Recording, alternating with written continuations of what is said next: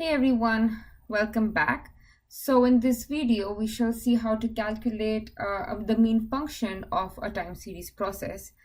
Now, whenever you want to calculate mean function for any random variables, you need to look at its distribution, right? So first we'll take a look at the distribution function. So suppose you have n observations of the time series at time points t1, t2, and so on until tn. That is, you have series xt1, xt2, and xtn. Note that each of this is a random variable, right? So xt1 is a random variable, xt2, and so on until xtn. All of these are random variables. So their joint distribution function is written as this. So this is basically probability that the first random variable xt1 is less than equal to a1 and the second random variable xt2 is less than equal to a2 and so on till the last one is less than equal to an. The marginal distribution function of any random variable, say the first one, is given by this. So that's probability that xt1 is less than equal to a1. So along with each marginal distribution, right, there may be a density function involved. Now, density function doesn't always exist, right? So if it does exist, then it's given as this. So density of the time series or density of the series at time t, which is density of xt, is given as this.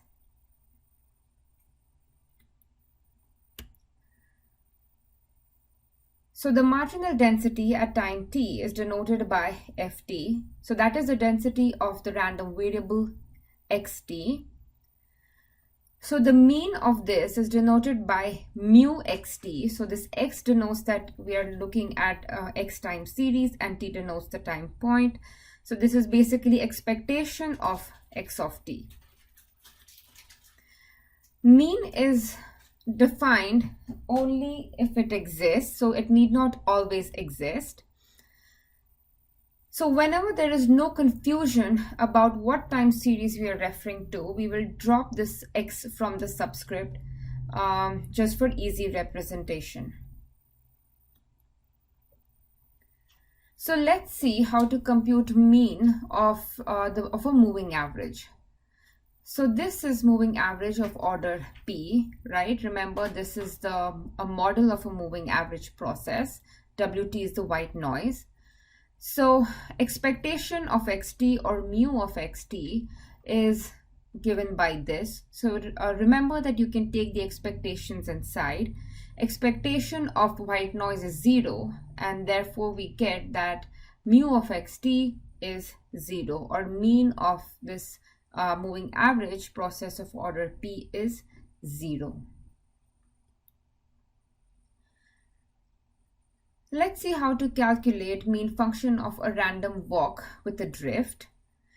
So recall that this is the model of a random walk with a drift. Our starting point is 0.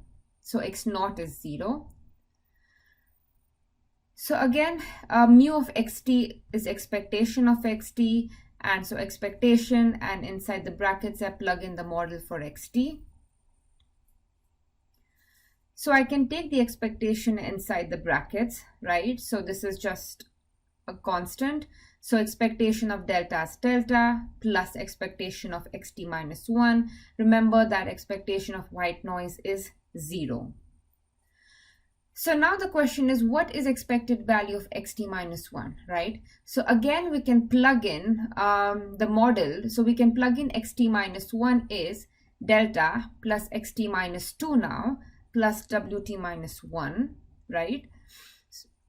And then if we rearrange the terms, we get this. Delta plus expectation of t minus 2. So the question is, what is expectation of t minus 2? So we can again plug in for xt minus 2 and go on in this way. However, recall that we studied an alternate representation of this process. So xt can be written in this fashion, right? So if you're able to recall this representation, then now it's quite easy to calculate the mean with this representation.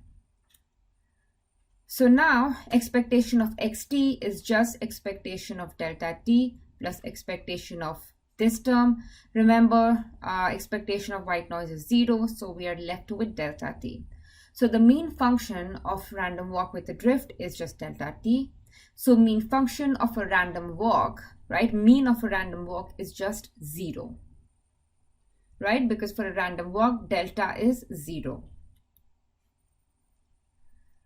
Next, let's see how to do mean function for a signal in noise model. So recall we studied this model in an earlier video. So this is a signal part and it's contaminated with this white noise. If we take the expectation, right, so the white noise goes away because its expected value is 0 and we are left with the signal. So if your signal is contaminated with the noise, the expected value, the noise goes away and you're just left with the signal.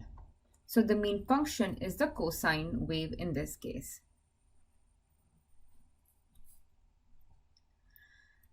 So what I have is somewhat of an AR1 process. So AR1 process, recall it's given in this fashion. I have this constant here, which was not present in the earlier formulation, but you can add constants to any model. So this is my model for AR1. T now takes values, is any integer. W is a white noise, and I have this additional constraint on A. We'll see in a short while why this constraint is included. So how do we calculate mean for this particular process? So let's get an idea of what this process means or how it works, right? So this is the model. So if I plug in t is equal to 4, we get this. Then from the model, if I plug in t is equal to 3, right? So x3 is basically this, right? So from here, if you plug in t is equal to 3, you get this particular representation. Then you open the brackets, rewrite the terms a little bit, right? This is what you get. Again, I have this term x2. I can put t is equal to 2 and substitute in this equation. And that's exactly what I do. Then I open up the brackets, rewrite the terms, and this is the representation I get. So let's just arrange this a little bit more nicely, right? So this equation can be rearranged more succinctly in this fashion. So first I have a cube times x1. Then I collect the first 3 terms, right? The first 3 terms can be summarized in this summation. And then the last 3 terms can be summarized in this way. Now it is useful to learn how to rewrite terms efficiently and effectively in different forms. Okay, so this is a very valuable skill. That's the reason why I've included this example in this video. So anyways, so I get that x4 looks like this, right? So I have a to the power cube. x1 is nothing but 4 minus 3, right? 2 is 3 minus 1. Again, 2 can be written as 3 minus 1, right? So I have rewritten this equation to get this one. So we can write x4 has this representation. So now notice what patterns are occurring in this, right? So I have x at 4th time point. So this is 4. A to the power 3, right? That's 4 minus 1. X subscript is 4 minus 3, right? So I'm going back 3 time points. Again, I have 3 minus 1 here, 3 minus 1.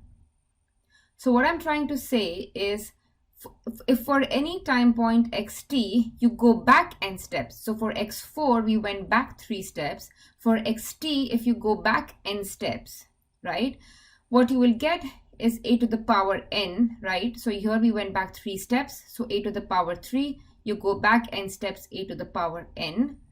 X 4 minus 3. So right now, instead of 4, we have t minus n, because we're going back n steps now, right? We're generalizing our observations from this equation. For the second part, then we have c times, right? K goes from 0 to 3 minus 1. We went back 3 steps. So this is the whole focus here, right? So x1 was written as x4 minus 3. And this 3 plays an important role in rewriting these terms. So you go from k is equal to 0 to 3 minus 1. So k is equal to 0 to n minus 1. And again, k is equal to 0 to n minus 1. So we are kind of doing pattern matching here, okay? So xt has this particular representation. And you can play around with this equation a little bit more to get a better handle on the pattern that is evolving here. So again, I have xt on this slide for reference. So now if I take n goes to infinity, right? So if I go back infinitely many steps, what do I get? A to the power n will be 0. So remember, a was the magnitude of a was between 0 and 1, right? So if you take 0.5 and raise it to infinity, it's going to, or raise it to a very, very large number, the values are going to become smaller and smaller. So a to the power n converges to 0 as n tends to infinity. This sum here, right, converges to this particular term. So n goes to infinity. So you have this infinitely many terms here. And this is nothing but 1 divided by 1 minus a, right? Again, this particular summation converges to this particular term. So all I have is, as n goes to infinity, I have this infinite series. Okay, so let's substitute back. So xt was a to the power n times this term, but a to the power n converges to 0. So as n converges to 0, this term vanishes. This term will be equal to c times 1 divided by 1 minus a, right? So I have this term here, and then the last term, basically I have the infinite series here. So this is basically, we can represent xt in this fashion. And now if you take expected value, right? So if you take expectations, we have all the white noise terms here, right? Expectation of this entire term will be 0. So finally, you can show that expectation of xt is this thing. And if c is equal to 0, then expectation of xt is also 0.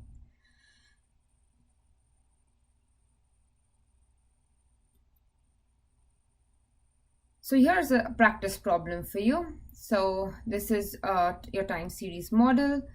Plot x1. So write a code, right? So it's also important that we learn to plot we learn to write codes for all of these time series, and find the mean function, and also plot the mean function.